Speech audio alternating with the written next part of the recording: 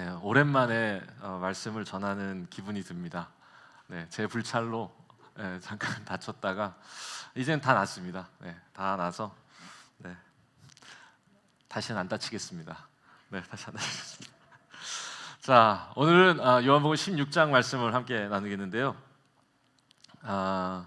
신앙의 대부분의 문제는 물론 여러 가지 이유가 있을 수 있습니다. 그런데 대부분 많은 문제들은 우리들이 영적으로 성장해야 하는 시기에 그 시기를 놓쳐서, 그러니까 성장하지 못해서 나타나는 경우가 대부분입니다. 그러니까 성장해야 되는데 머물러 있기 때문에 아프고 상처나고 다른 사람들을 고통을 주는 일이 있다, 그것이죠. 오랫동안 신앙생활을 했는데 신앙의 성장이 없고 그 자리에 머물러 있는 것만큼 안타까운 일도 없습니다. 나이도 들어가고 교회 생활한 지 오래된 것 같은데 여전히 신앙이 제자리 걸음인 것 같고, 너무 안타깝게도 제자리 걸음뿐만 아니라 퇴행을 하고 있다면 그것만큼 하나님 앞에서 또 자기 자신에게 안타까운 일도 없겠다, 이런 생각이 듭니다. 분열의 문제 생각해 보면 미성숙 때문에 나타나는 겁니다. 그러니까 주님 안에서 신앙생활하는 사람들이 미성숙하면 그 안에 갈등이 생기고 분열이 나타납니다. 미움의 문제는 또 어떻습니까? 미성숙하면 미워합니다. 신기하게도 미성숙할수록 자기의 입장이 더 중요하기 때문에 그래요. 게으름의 문제 마찬가지예요. 무례함의 문제, 미성숙하니까 자기 기준으로 다른 사람들을 보면 무례함이 나타날 수도 있습니다.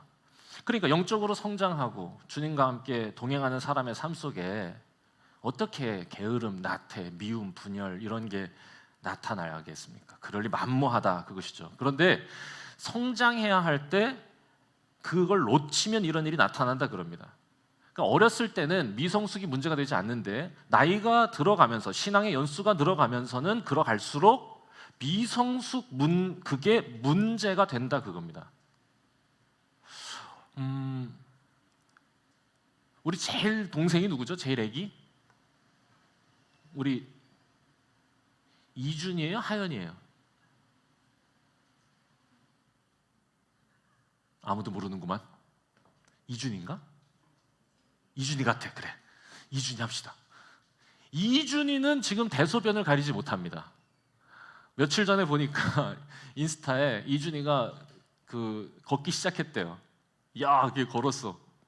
귀여워. 걔는 대소변을 가리지 못합니다. 그런데 생각해 보세요. 만약에 이준이가 이든이만한 나이가 됐는데 대소변을 가리지 못한다. 심각한 문제를 초래합니다. 우리 이든이는 대소변 가리죠? 그렇죠. 당연하지. 지금 덩치가 얘가 지금 초등학생보다 큰 애기 때문에.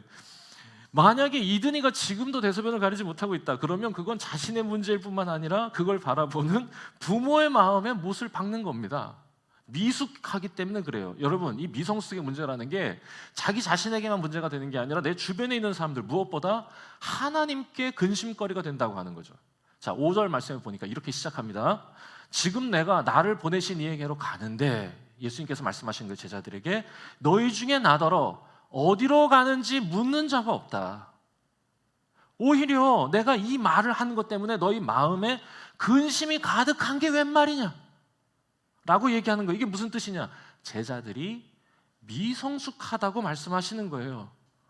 성장해야 될 시기가 지났는데 왜 그 자리에 머물러 있어? 예수님은요, 성경에서 반복적으로 내가 어디로 가는지를 계속 말씀해 주셨음에도 불구하고 제자들은 묻는 사람도 없고 궁금해하는 사람도 없다, 그겁니다. 야, 진지하게 이 영적인 문제에 대해서 다가서는 사람이 없다. 이 얼마나 답답하셨겠어요.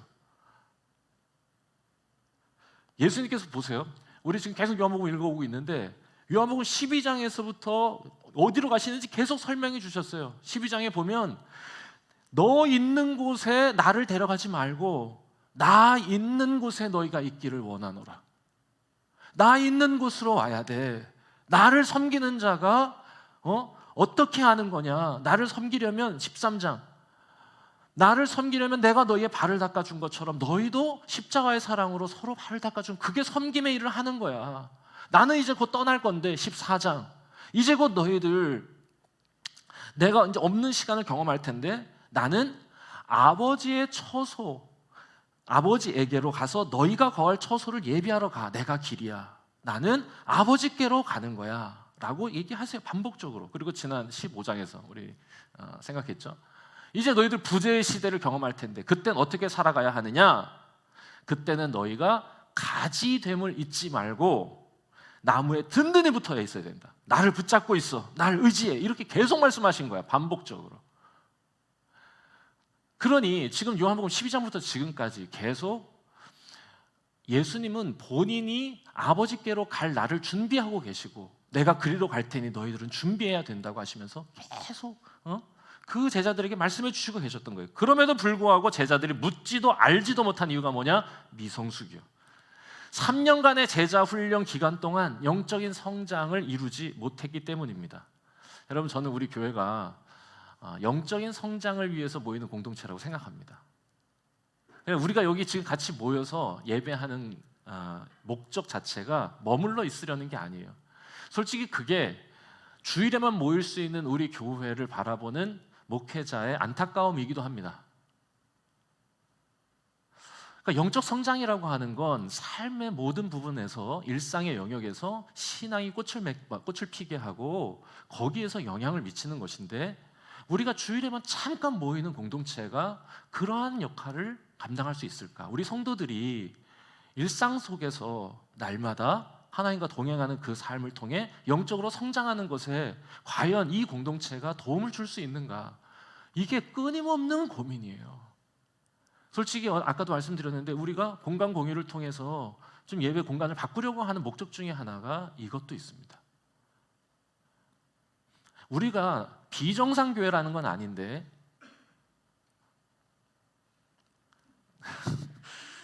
물 한잔 하도록 하겠습니다. 목이 타네요.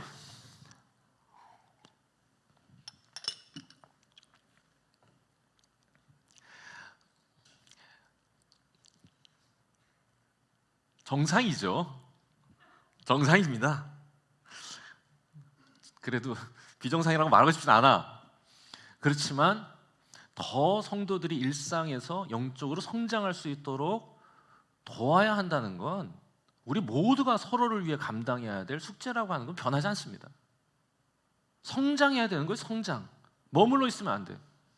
20대가 되려면 이제 우리 김태컨 이제 내년에 20대 되는데 이상하죠. 김태컨 이제 20대 됩니다. 20대가 되려면 10대의 유치함을 버려야 20대가 되는 겁니다. 20대가 됐는데도 여전히 유치해?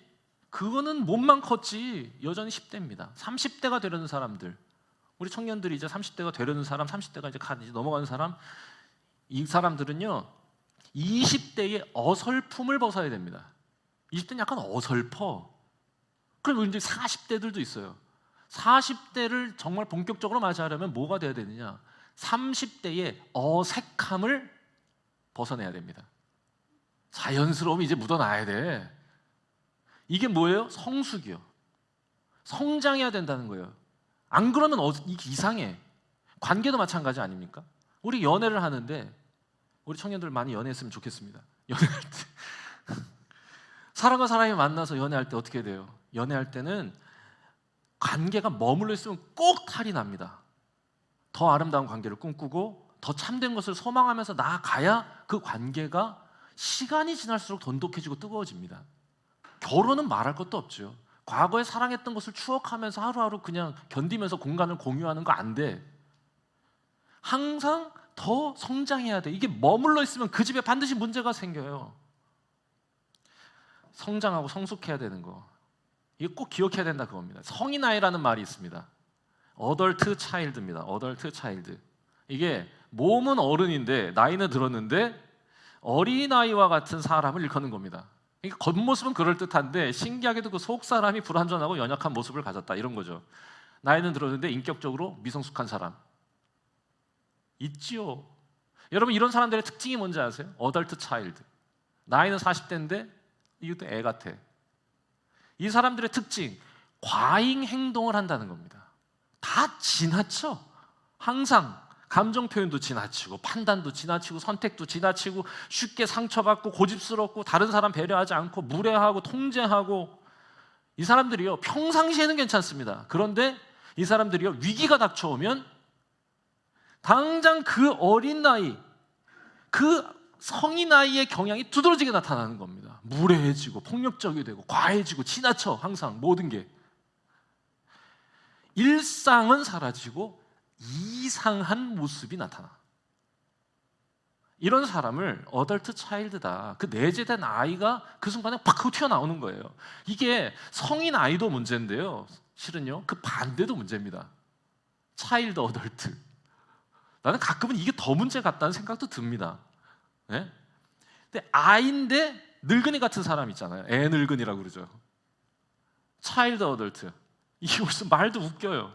겉은 애인데 말하는 건 되게 염세적이야. 세상 다 그런 거라고. 뭐 다 그렇지 뭐 하고 비관적이라고 그러고 세상 다 아는 것처럼 세상 다 막 초연해가지고 통달한 사람처럼 도사처럼 벌써 20대 초반에 벌써 얘기하는 애들이 있었어요. 안타깝습니다. 이 병든 거예요. 잘못된 겁니다. 22살, 23살 아니 33 아니 40 몰라 우리 잘 서로 인생이 뭔지를 잘 몰라.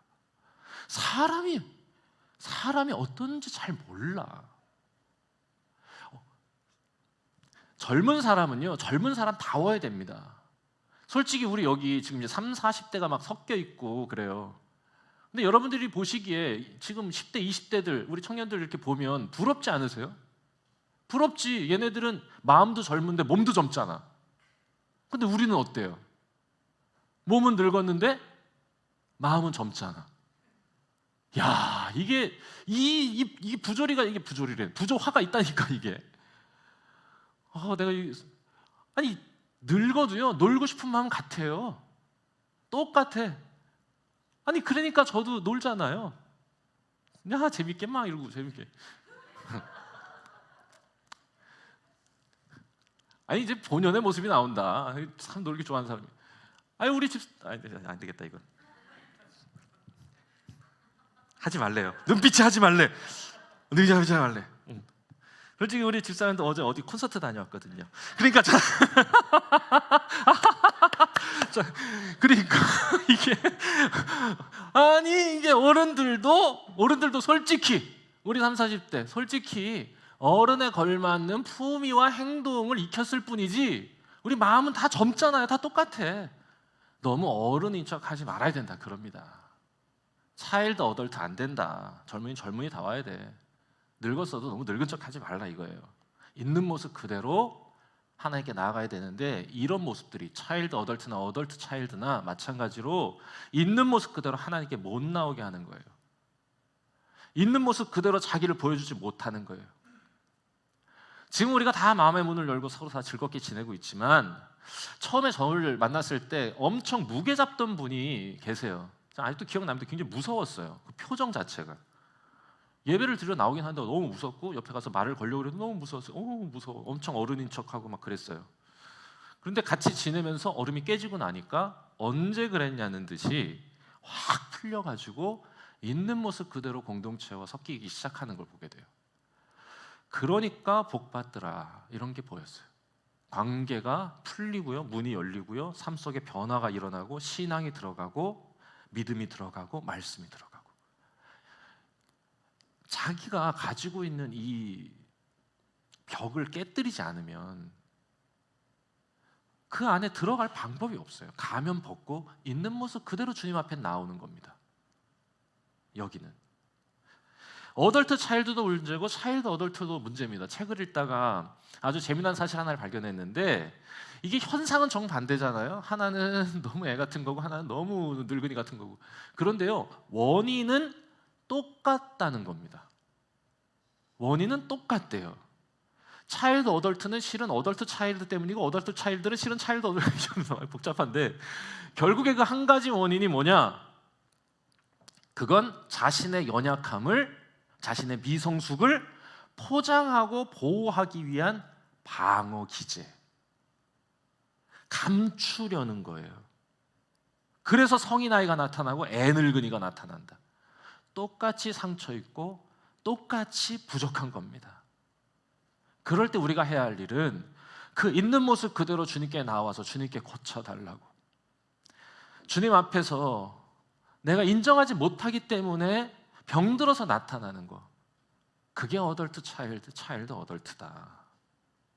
여러분, 이렇게 되면 우리만 상처받는 게 아니라 우리를 통해 주변 사람들을 아프게 해요. 내가 차일드 어덜트의 이 약점을, 연약함을 고치지 못하면, 여러분, 주님 앞에 있는 모습 그대로 나아오셔야 한다는 걸 꼭 우리 기억했으면 좋겠습니다. 가면을 벗고 있는 모습 그대로, 연약한 대로, 부족한 대로 창조의 손으로 저를 다시 빚어주시고 저를 성장시켜 주시고 온전케 해달라고 주님께 구하는 겁니다. 그게 해답이라고 할 수 있어요. 여러분, 제 핸드폰에는 지금 태균이 어릴 적 사진이 들어있습니다. 그러니까 한 6살, 3살, 7살, 4살 되나? 그래서 핸드폰 킬 때마다 흐뭇합니다. 얼마나 사랑스러웠는지 몰라요. 그때의 태균, 가면이 없거든요. 얘네들은 있는 모습 그대로 아빠한테 그냥, 아빠 여기 품에 안겨가지고 기도해달라고 그러고 이렇게 아멘 이렇게 하고, 그러면 또 주무세요 이렇게 기도, 인사하고 가고. 요즘은 인사 안 해요. 그때 그 아이들도 너무 사랑스러운데요, 며칠 전에 아이들이 모두 방학이어가지고 진짜 오랜만에 우리 네 가족이 다 같이 모여가지고 저녁도 먹고 대화도 나눴어요. 이게 거의 연례 행사예요, 저희 집에서. 너무 좋았어요. 제가 너무 행복하니까 막 말을 엄청 많이 했어요. 이게 이제 주책인데 한 1시간 했나? 엄청 오래 했어요. 엄청 하다가 제가 제정신이 든 거지. 미쳤구나 네가. 아들한테 사랑받아야 되는데. 그런데 그렇게 오래 얘기하는데 우리 김태균이 예전에 제 핸드폰에 있는 그때의 그 눈빛으로 저를 잠깐 바라보는 걸 느꼈습니다. 날 너무 좋아가지고 차 타고 잠깐 집사람하고 드라이브하러 나갔다가 너무 좋다고, 나 진짜 완전 행복감에 젖었어요. 아이들이 커가는 게 느껴지니까 되게 어려운 얘기를 했거든요. 근데 그 어려운 얘기를 엄청 재밌게 들어주는 게 너무 신기한 거야. 여러분, 저는요, 여러분도 그렇겠지만 태균이의 성장을 도울 겁니다. 그게 부모의 역할이죠. 최선을 다해 도울 겁니다.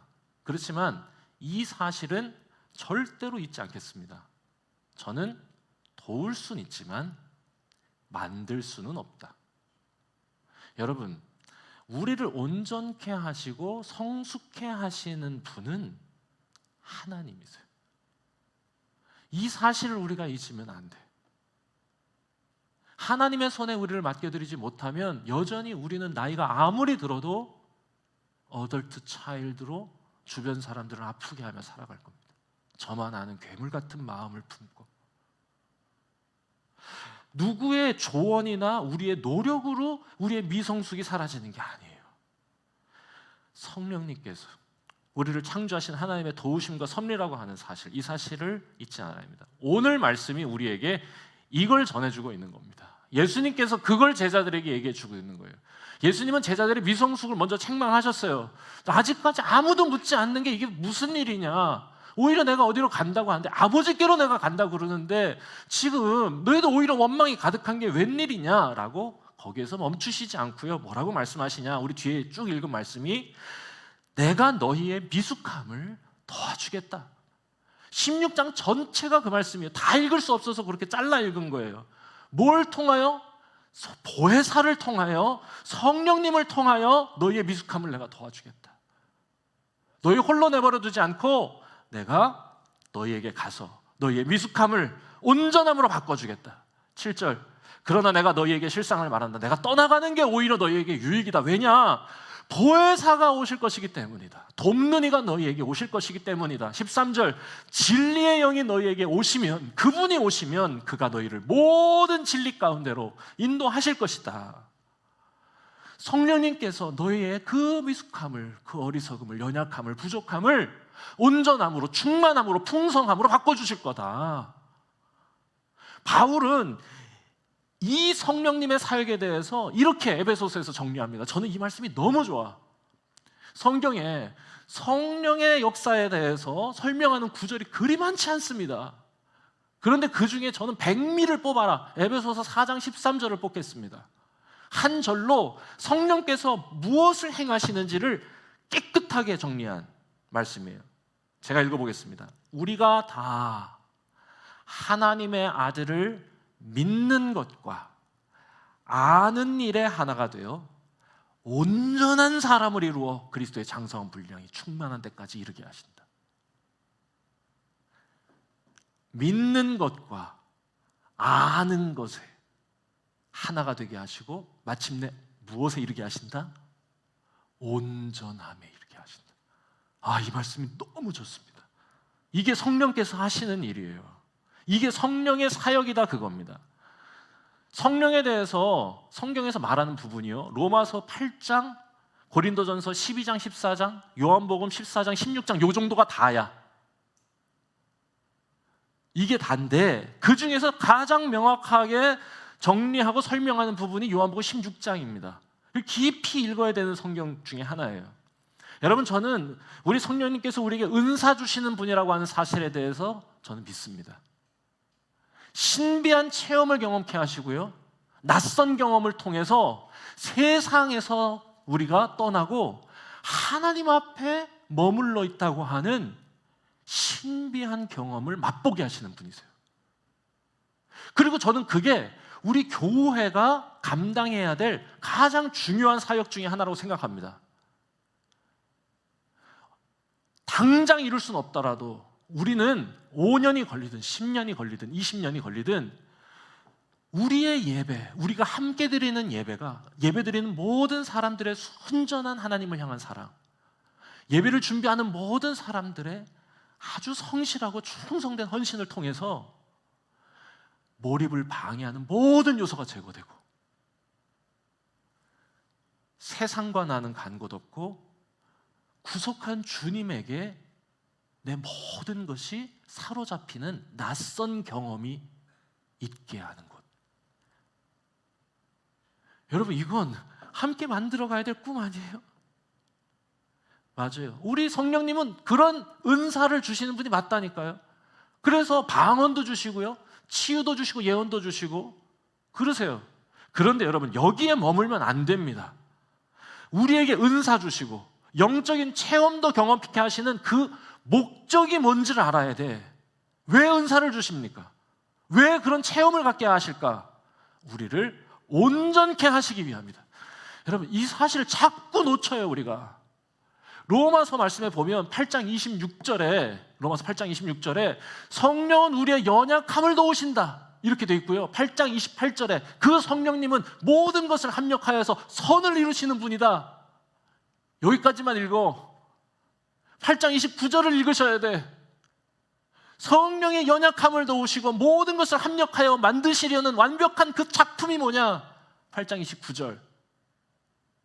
우리로 하여금 그 아들의 형상을 본받게 하려 하십니다. 온전케 하려 하시는 거예요. 우리의 미숙함을 성숙함으로 만들어 주시려는 거, 빚어 주시려는 거예요.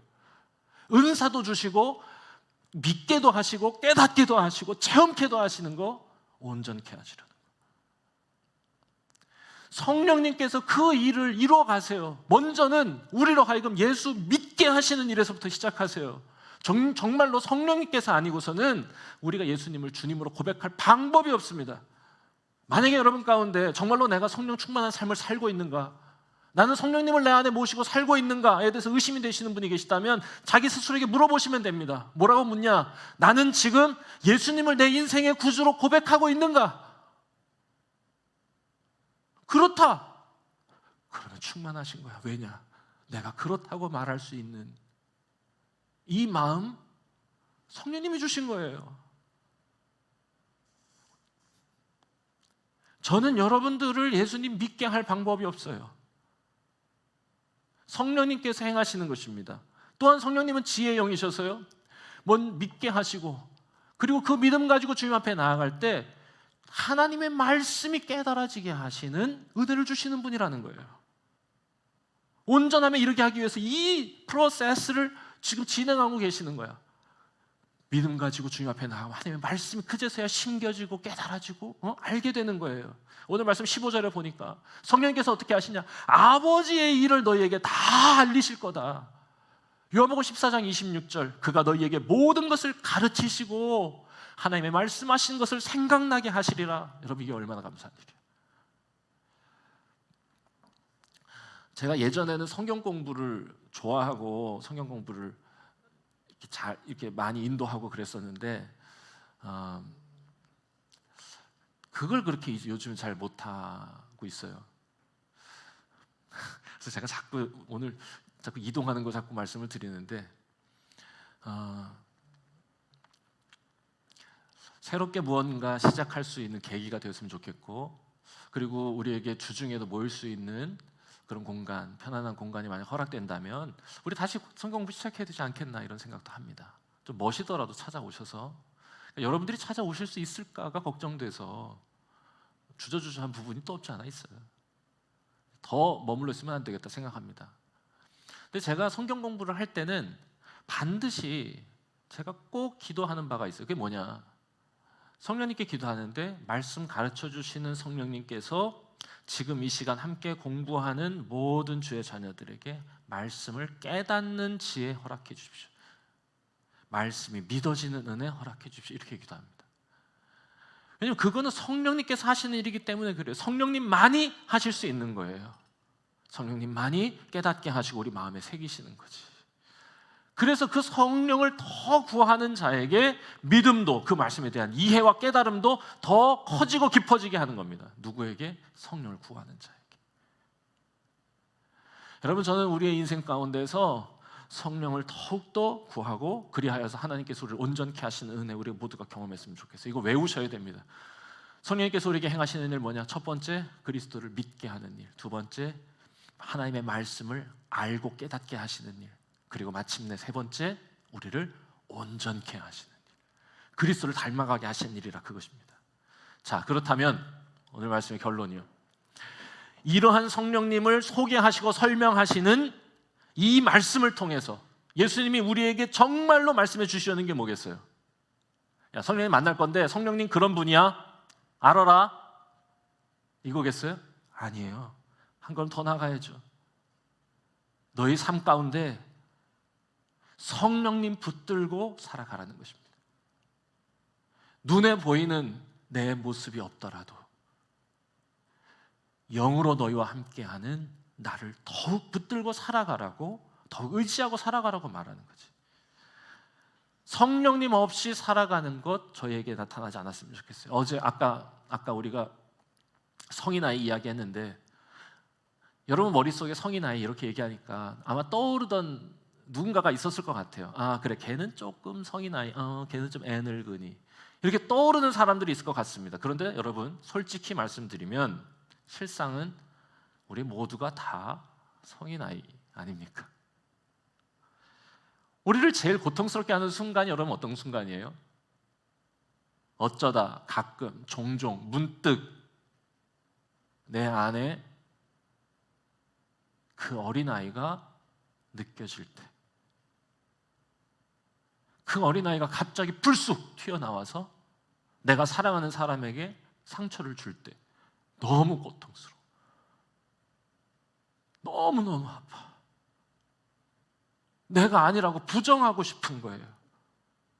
그런데 그 모습을 붙들고 그것을 해결하실 수 있는 해결자 되시는 성령님 앞에 나와서 온전케 해달라고 구하지 못하니까 감추고 덮고 아닌 척하고 어른인 척하고 살아가는 거 아닙니까?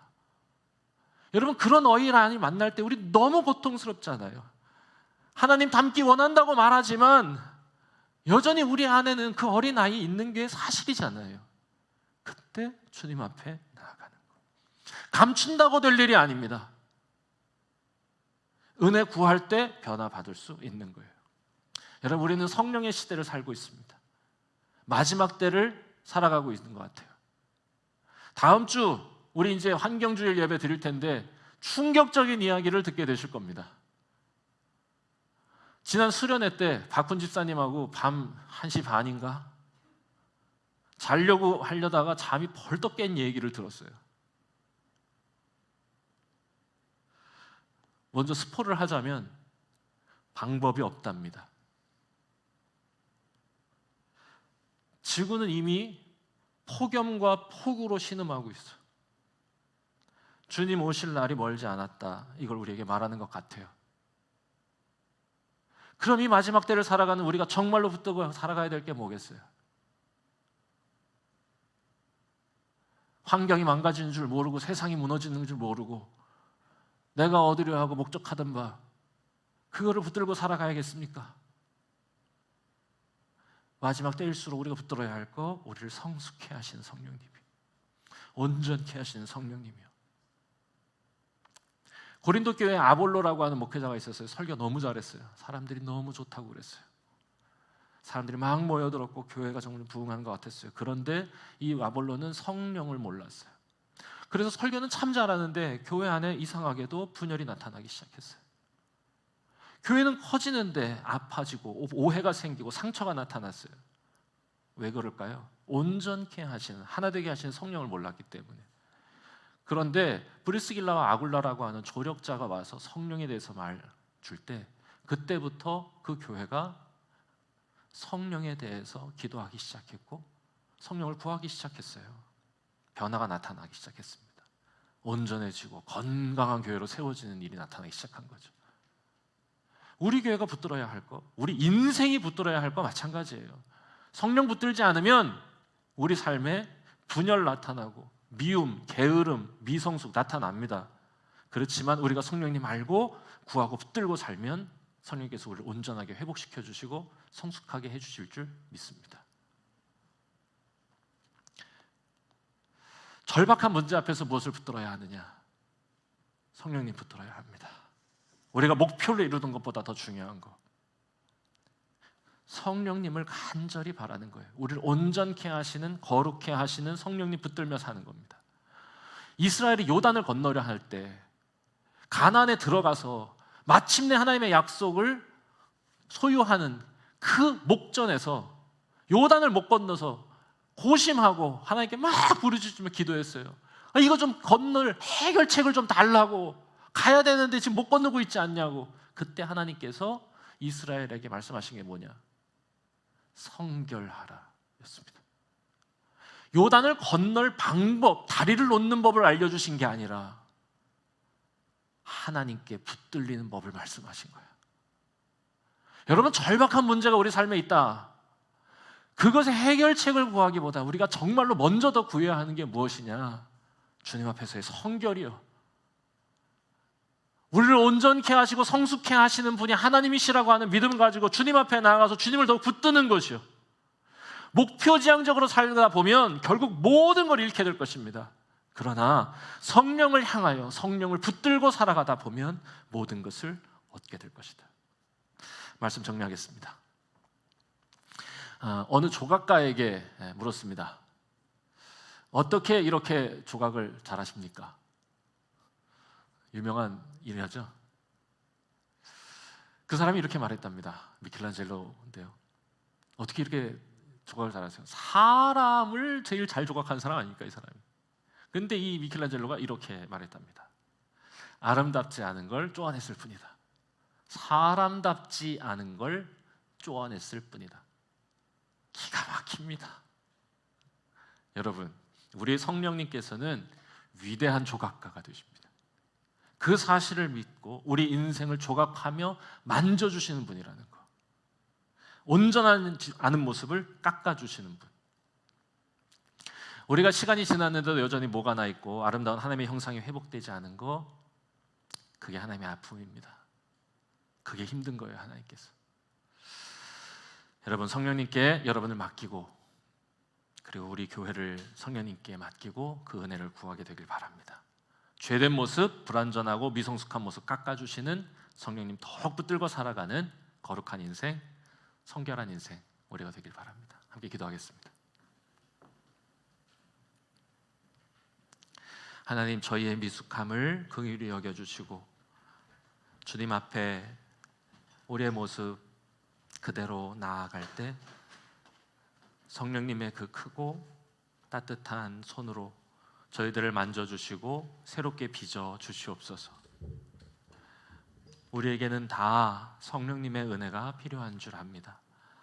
우리는 무엇을 해야 할지 몰라서 문제가 아니라 무엇을 행할 능력이 없는 것이 문제인 줄 압니다. 주님, 우리에게 성령의 충만함을 허락하여 주시옵소서. 우리를 온전케 하시고 새롭게 하시는 그리스도의 영이 내 안에 머무시고 정주하시고 저를 새롭게 빚어주심을 날마다 믿고 그분과 함께 동행하며 그분의 인도하심 따라 살아가는 하나님의 자녀, 예수님의 자녀 되게 하여 주시옵소서. 예수님의 이름으로 기도합니다. 아멘.